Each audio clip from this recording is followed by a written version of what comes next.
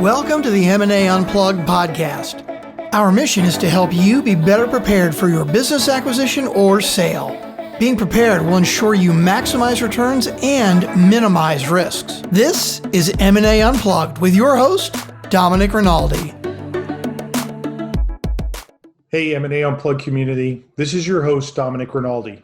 In today's episode, I had the pleasure of speaking with two very seasoned deal attorneys, Jeff Petersen from the law offices of Jeffrey T. Petersen and John Schreiner of Perkins, Coie. We discussed the role that earnouts play in M&A transactions, their application, how to develop good ground rules, and how to protect your interests. At a high level, an earnout is a promise of future payments based on some future metric being achieved.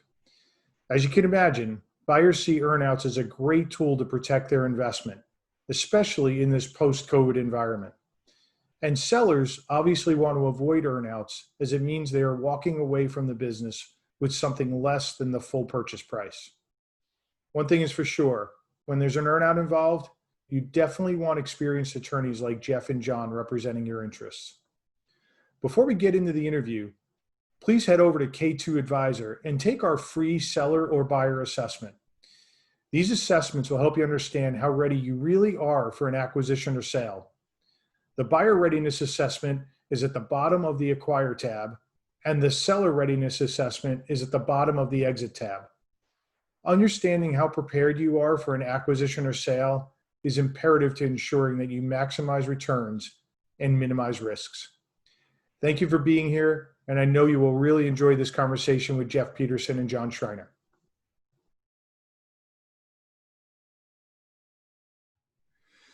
Hey, M&A Unplugged community. So pleased to have back John Schreiner of Perkins, Coie and Jeff Petersen of the law offices of Jeffrey T. Petersen. Hey, guys, welcome back.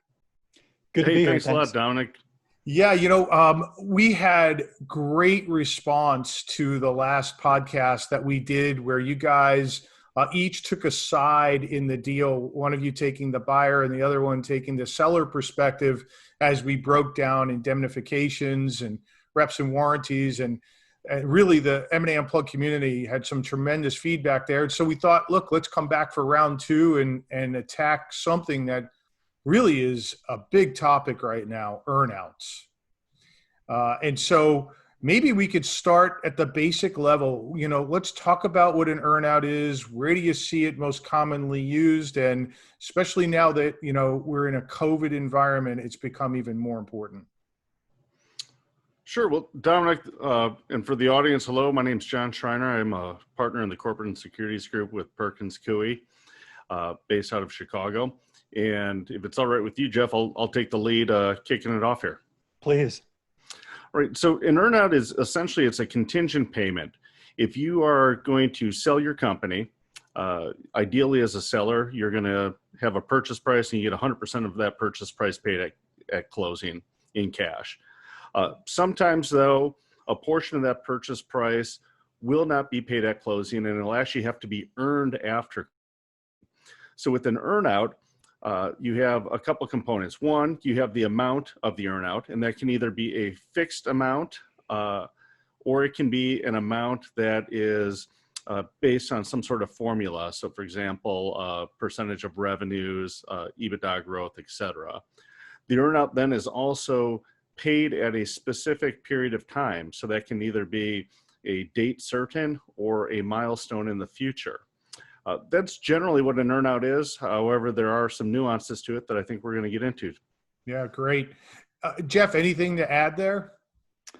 No, I would just say this. So John is going to take the position of buyer's counsel today. So he's the bad man, looking to put the benchmark on this poor business owner that has to now hit these benchmarks in order to get all the revenue and all the monies to which they're entitled. We've had the first spear thrown here. I can see we're getting started early because I grew this beard. I should mention during the quarantine, I've also been doing some Iditarod practice as well. So clean shaven Jeff can be the white knight here. Yeah. So, Jeff, when a seller gets ready to bring their business out to the market, obviously they're hoping to be able to mostly walk away clean, unless they want to retain a piece of the business because they're going to stay on with the new management team, or they want a second bite of the apple somewhere down the road. Very few people go in thinking, all right, I'm going to accept this big earnout and, I know I'll get payments later. Talk to us about the seller's perspective. How do you work with sellers through this issue? And there are many issues that they have with it. Sure. And I think the seller's perspective is just what you said, Dominic. They would love to get all the money up front and have that security and certainty. So from their perspective, it can be a little bit of a jolt, but as they've worked with their investment banker, they generally understand that this is just part of the terrain most times. And what they're looking for is certainty, and that's obviously what we're looking for as well. So John had mentioned the earnout calculation, EBITDA growth, percentage of net income, something along those lines. From the seller perspective, we want to have a lot of certainty around a couple of things. One, how it's going to be calculated. Two, if there is a dispute, how it's going to get resolved. For instance, a lot of times a buyer will say, well, we'll just have an independent accountant look at it and what they say goes. From the seller perspective, you don't want that to happen because that's potentially millions of dollars. Obviously, you want a good accountant looking at it, but if it's worth that much money, it's worth having a dispute resolution clause that you can go to an arbitrator for. And you also want certainty that they're not going to throw you out and terminate you either as an employer if there's a consulting agreement, unless there's a very high threshold that's been reached.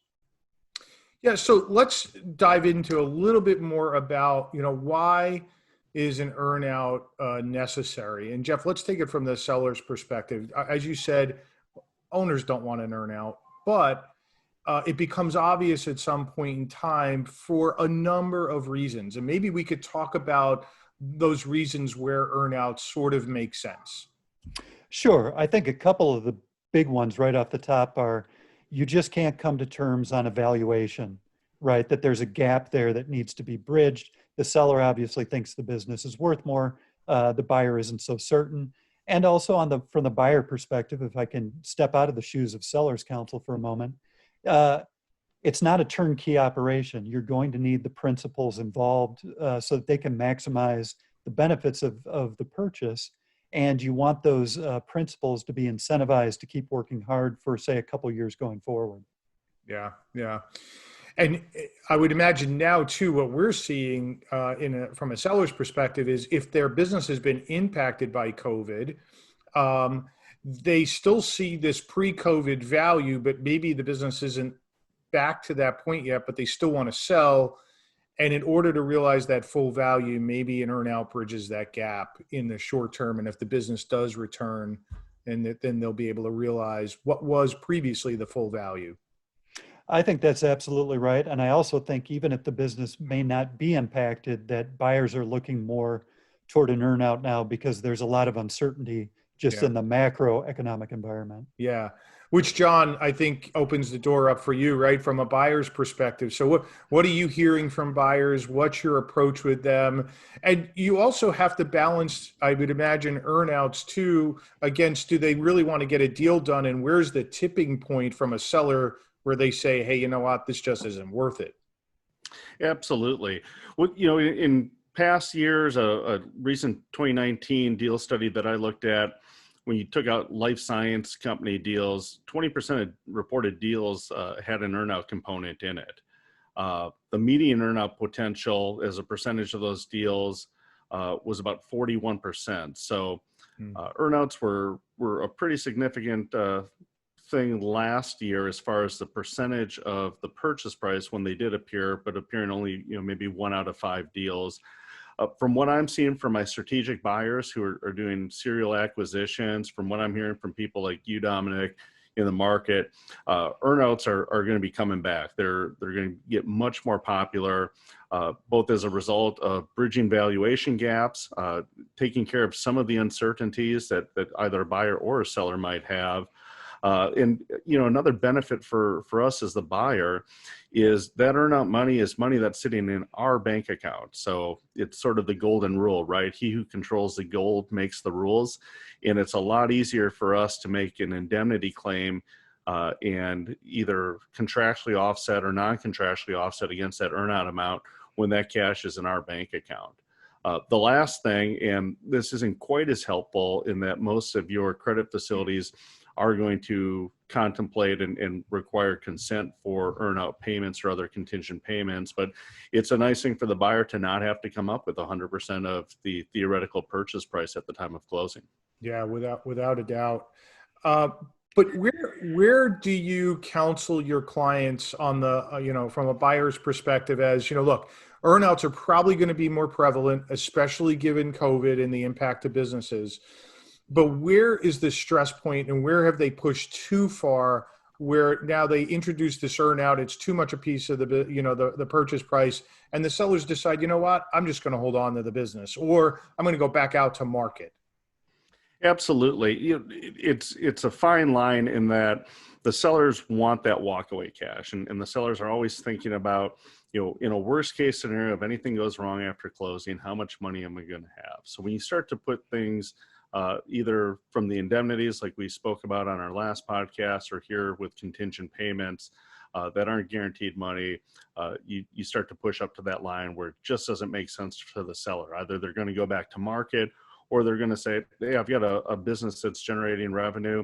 At least I know that's sure, and I can go sell it at any time. So largely for buyers, we use it to really bridge a valuation gap. So when we cannot get to an agreement on what a company is going to either continue to do or will do in the future, we go to a seller and we say, put your money where your mouth is. You've said this is going to happen. You shouldn't have any concerns with this earnout. I think when we start to get more speculative and we start to try to use an earnout to protect the buyer on, worries about retention of key customer accounts, for example, or really maintaining the business rather than growing it, that's really where I see sellers balk. It's a lot harder for a seller to object to the concept of an earnout when there truly is a bridge between the parties and the seller is promising all different changes, whatever happened last quarter was just a blip, and not willing to stand behind that with an earnout. Yeah, I think you're making a great point. We've seen buyers come to the table with offers for earnouts, assuming that they can keep key employees post sale or lock up certain accounts, and sellers naturally push back because they're like, look, these employees have been here for 20 years, they have non-solicits. You're overreaching at this point in time. That's a great point. When you're getting into categories that really aren't within the company's control or the seller's control, so a seller can talk very confidently about a key customer relationship or that a new relationship is going to get signed up shortly thereafter, especially if the seller is staying on. That's one thing. But when you've got new management, new ownership, it's really hard to say what Sue or Jeff down the hall are planning to do as far as retirement, or maybe they don't like to work for the new bosses. And when it's stuff that's more in the buyer's control, that's a lot more difficult to stomach. Sure. Hey, Jeff, I'm curious. John brought up where the funds are held, the earnout monies, in an escrow account controlled by the buyer. What strategies do you deploy there from a seller's perspective to try to change that dynamic, if at all? That's something that we try to address up front, to get to it in the LOI if we can. But it is an uphill battle because a lot of times what the buyer does is it's saying we have an offset right. We feel like if there has been some damage to the company, we're just not going to pay you the funds. That's something we try to attack up front. And I think the best way to address that is to make it obviously part of the indemnity cap and get that indemnity cap set at a reasonable level, so that even if there is some sort of set-off right, that set-off right is constrained. But it's certainly the seller's preference that it's not just sitting there in an escrow and they can decide to dole it out or not as they please. Sure. So, Jeff, we brought up a little bit earlier that the devils are in the details about how the earnout is written, what the rules are, right? That everybody's going to play by, because earnouts are really fraught with potential liabilities down the road and lawsuits, right? And so what's your approach there from a seller's perspective? Let's dive a little bit deeper on, how can you protect yourself if you're an owner when it comes to an earnout in that agreement? Certainly. The first thing we do is make sure that the calculation of the earnout and the benchmarks for it are absolutely clear. And this always becomes an issue, Dominic, as I'm sure that you've run into in your business. You can spend time on an LOI. You can spend a good 10, 15 hours on an LOI hammering out the terms, but it's different doing that as opposed to spending, tens to hundreds of hours in doing the actual deal flow. So I find that we really try to drill down on the terms up front, but even doing that, things can pop up, when revenues are booked and how that's going to impact an earnout. So you have to be prepared, but you also have to be flexible going forward. And that's why it's just key to have a good business partner on the other side. Because I've found that even when we drill down up front, there's a give and take down the line. But at the end of the day, you just have to get to a very solid term that everybody's on the same page with, and there's no ambiguity to it. Yeah, I think you bring up a great point. There has to be trust in the deal, right? If there's not a baseline of trust, you probably are going to, string out that LOI negotiation, and you might be opening yourself up for future issues. So I think it's a great point. Absolutely. John, from your perspective, what would you add there? I'd say that the buyer and the seller do have aligned interests in looking for clarity in the earnout. I've never represented a buyer that was eager to enter into post-closing litigation, and certainly not during the transaction process. So having clarity of what people's expectations are is great because it takes that litigation risk off the table. And especially if you do have, essentially a rollover seller who's going to continue on either as a minority owner or in some sort of consulting or employment capacity. You want them to be able to achieve the earnout, and it's a payment that you're happy to make. If you calculate the earnout right, you've made more money, they've made more money. It's a win-win for everybody. So getting that clarity there is where our interests are aligned. But that said, we definitely have some movement in the weeds, looking at what is a net revenue definition? What do you net out? What is acceptable to take out? Absolutely. Similarly, I'm buying a business. I need control of that business. So we alluded to, and maybe we can talk a little bit more about whether or not the buyer has the right to remove a seller from their employment post-closing. But the buyer needs clarity in the earnout that post-closing, they're going to operate the business as they see fit, and they'll have no obligations to run the business for the purpose of achieving or maximizing any sort of earnout. And are those actual stipulations that you drafting that you like to put into the definitive agreements?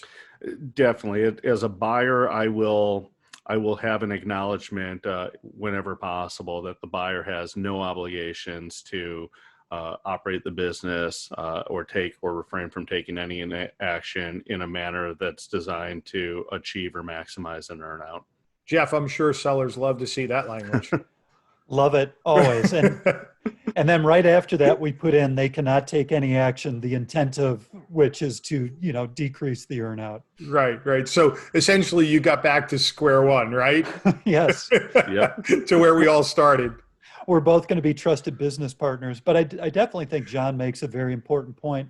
There is an alignment of interest here. Obviously, sellers, they don't want to be put at risk of not maximizing their proceeds, but you don't want to just be defensive too. There's opportunities here for sellers, I think. And it's not one size fits all, but if you're very bullish as a seller on your business going forward and you say, hey, I think I can make more money doing a percentage of EBITDA growth because we see like we're going to grow in leaps and bounds.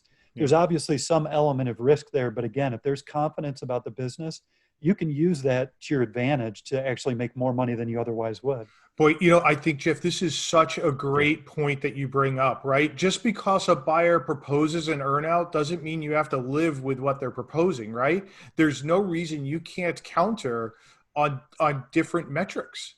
They may be proposing EBITDA growth, but you might think that gross margin might be the better thing because you've got a new product that you know is going to hit the market and you're going to have a competitive advantage or whatever. I think that's an awesome point.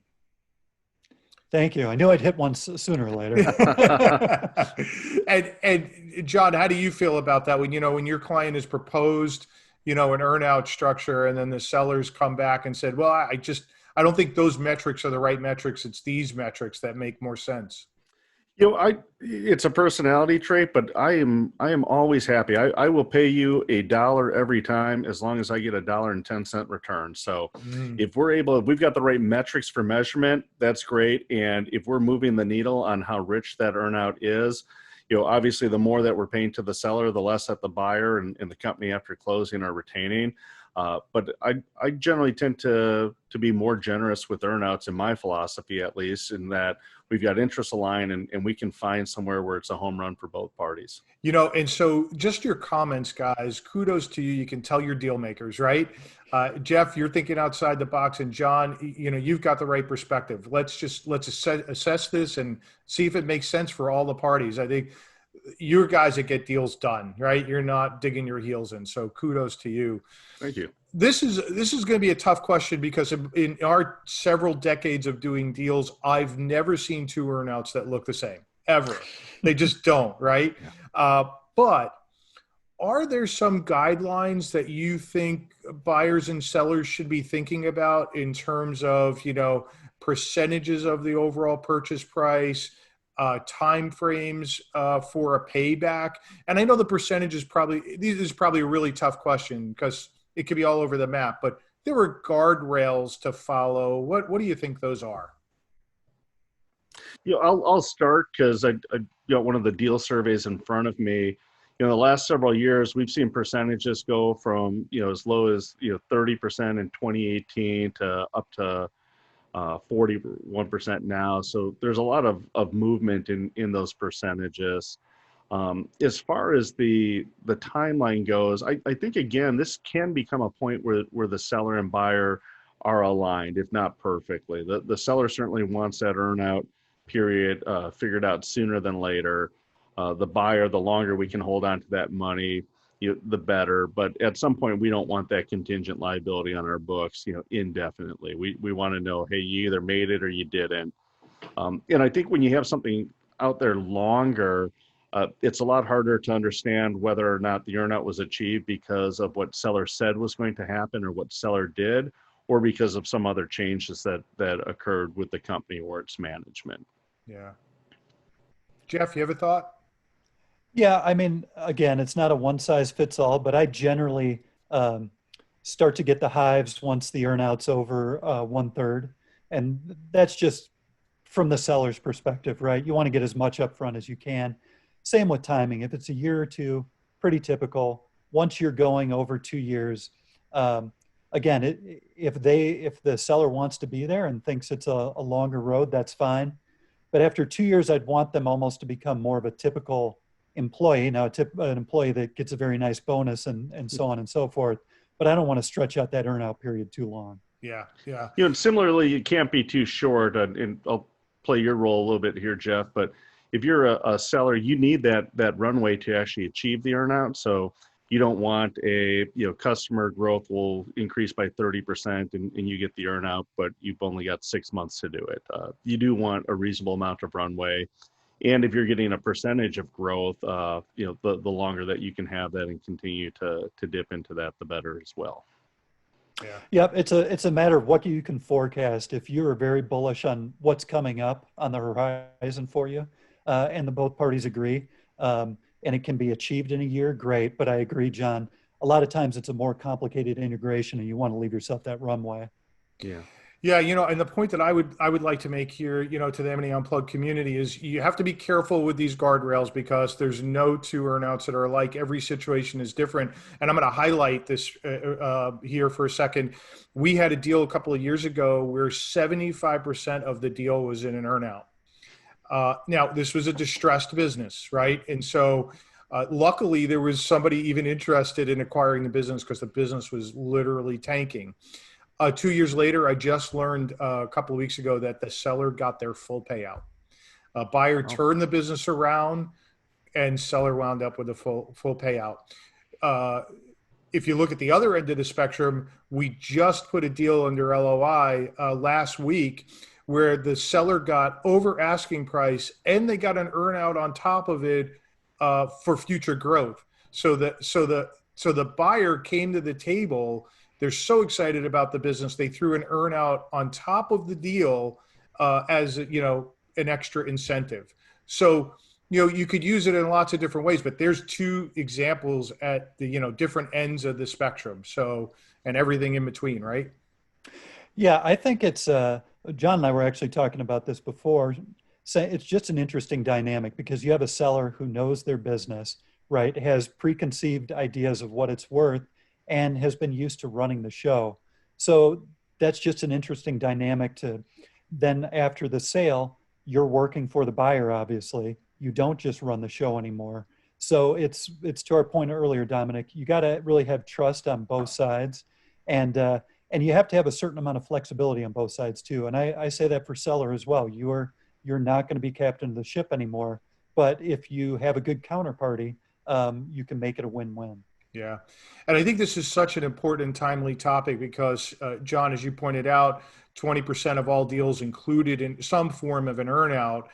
But in this post-COVID environment, that percentage is definitely going up, right? Who knows where it's going to land, but it's only going up. It's not going down. So buyers and sellers need to get their heads wrapped around this concept. Absolutely. And we were talking a little bit about escrowing an earnout amount. As a buyer, my starting point is to not escrow those funds because they're not necessarily funds that are going to be paid. They haven't been earned yet.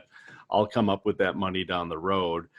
As cash becomes tighter, that can be something that can be really helpful to buyers as well, to not have to come up with all of that money at the closing, but to have to come out with it later. And theoretically, you're paying out of the profitability of the business that you just acquired.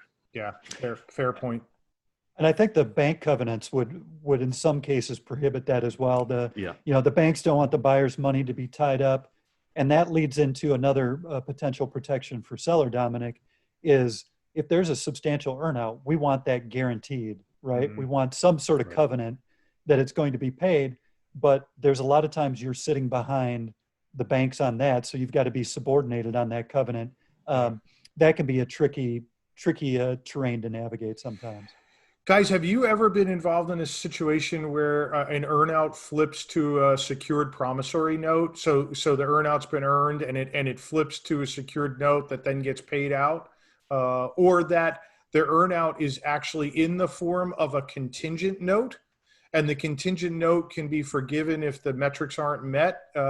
Is that something that you've done? So I've done it with a note before. Yes, not where it flips, but at the outset that it's contemplated as a contingent note. Got it. So you get all the promissory note elements in there, and to your point, Jeff, right? That there's a guarantee. Correct. Yeah, good. John, how do you feel? How do you feel about that? Guarantee.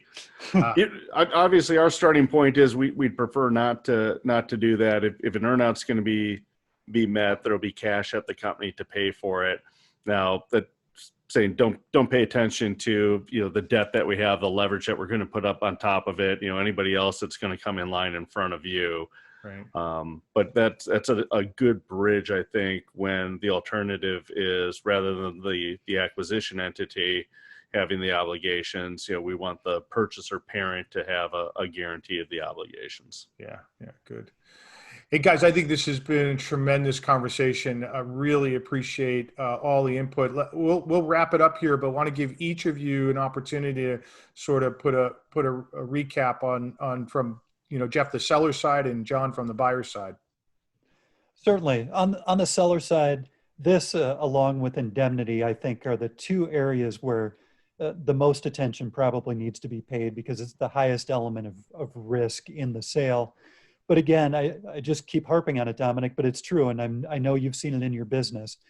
It's finding the right partner and the right counterparty is going to alleviate a lot of the ails that come along in this territory. And again, yes, there's an element of risk, but you shouldn't go into it just in a total defensive crouch. You as a seller should have confidence in your business, get the best terms for you, but also see where the opportunities are where you can really turn it into a win. Yeah, great.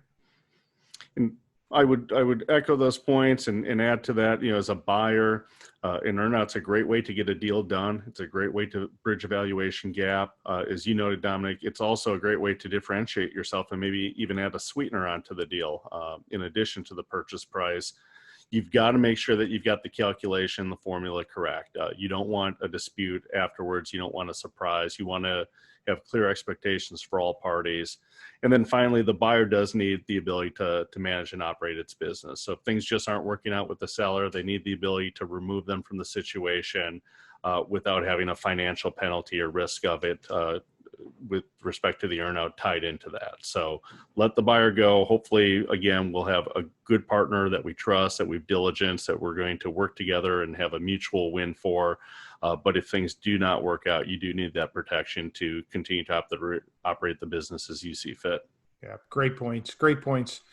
John and Jeff, if folks wanted to get in touch with you, how could they best reach you? John, why don't you kick it off? These days it'd be, come by my house. I'll be in the front yard, but in all seriousness, it's JSCHREINER at Perkins Coie, PerkinsCoie.com. So Schreiner at PerkinsCoie.com. Great. Jeff? Yes, if you don't want to stop by John's and see him tanning bear hides in the front yard,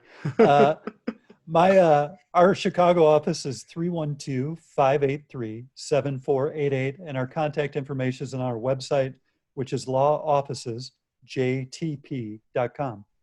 All right. Guys, thanks again so much. Really appreciate you being here. Great content. Wonderful. Thank you, Dominic. I hope you enjoyed this episode, and all of today's information will be available in the show notes. If you enjoy our content, please remember to subscribe and review our podcast. I look forward to seeing you again on the next episode of the M&A Unplugged podcast.